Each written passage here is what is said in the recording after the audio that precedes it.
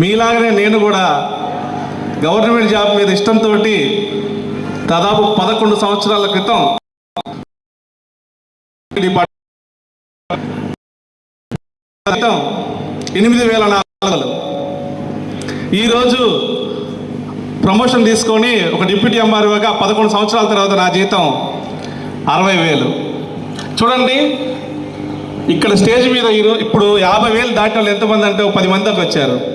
కానీ వాళ్ళందరూ సంవత్సరం పనిచేస్తేనే 50,000 దాటినాయి. నేను 11 సంవత్సరాలు కష్టపడితే నా జీతం 60,000. సో 1,00,000 సంపాదించాలంటే మన ఎంఎస్ఆర్ చెప్పినట్టు ఇక్కడ సంవత్సరం ఉంటే 1,00,000 వస్తుంది అన్నారు. నేను 1,00,000 సంపాదించాలంటే ఇంకా 5 సంవత్సరాలు పడుతుంది నా ఉద్యోగంలో. అది తెలియక చాలామంది గవర్నమెంట్ జాబులు అని చెప్పేసి జాబుల కోసము టైం వేస్ట్ చేసుకుంటున్నారు. ఈరోజు నా క్వాలిఫికేషను ఎంఎస్సి. నేను ఎంఎస్సి చదివాను. సో గవర్నమెంట్ జాబ్ అయితే బాగుంటుంది. నా ఫ్యామిలీలో ఎవరికి జాబ్ లేదు, గవర్నమెంట్ జాబ్ లేదు. మా నాన్న ఒక టాపీ మేస్త్రి. సో గవర్నమెంట్ జాబ్ అంటే అందరికీ ఈ లెవెల్లో ఉంటుంది, అవునా? సో దానివల్ల నేను గవర్నమెంట్ జాబ్కి 1 సంవత్సరంన్నర ప్రిపేర్ అయితే జాబ్ వచ్చింది. ఇక జాబ్ వచ్చింది కదా హ్యాపీ అనుకున్నాను. తర్వాత మ్యారేజ్ అయింది, పిల్లలు పుడుతున్నారు, శాలరీ వస్తుంది, 5వ తారీఖు అయిపోతుంది. శాలరీ వస్తుంది, 5వ తారీఖు అయిపోతుంది. ఇంతేనా? సో ఇంకేదైనా చేయాలి, బిజినెస్ చేద్దాం అనుకున్నాను. కానీ ఒక ఉద్యోగం చేస్తూ ఇంకో బిజినెస్ చేయడం ఎవరికైనా సాధ్యమా? నాకు సాధ్యపడలా. మీ అందరికీ చెప్పాల్సిన విషయం ఏంటంటే ఈరోజు ఇబ్రహీంపట్నం టీంలో పాండు సార్ ఎంతమంది తెలుసు? శ్రీను సార్, బాలా శ్రీనివాస్ సార్, వాళ్ళిద్దరు నా క్లాస్మేట్స్. కానీ పాండు సారు, శ్రీనివాస్ సార్ నన్ను మోసం చేశారు.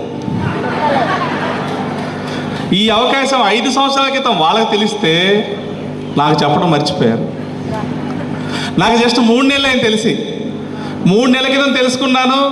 నేను నా వైఫ్ పార్ట్ టైంగా చేస్తూ ఈరోజు బ్రాంచ్ డైరెక్టర్ అయ్యి 8,000 తీసుకున్నాను. చూడండి, 8,000 నా ఫస్ట్ జీతం, అవునా? 11 సంవత్సరాల క్రితం నా జీతం 8,000. ఇక్కడ 3 నెలలు కష్టపడితే 8,000 వచ్చినాయి. అది కూడా రెగ్యులర్గా నేను నా ఉద్యోగం చేసుకుంటూనే. డబ్బు సంపాదించడం చాలా కష్టం అనే వాళ్ళకి చెప్పండి ఇంటికి వెళ్ళి. డబ్బు సంపాదించడం చాలా ఈజీ, వెస్టేజ్లో ఇంకా ఈజీ.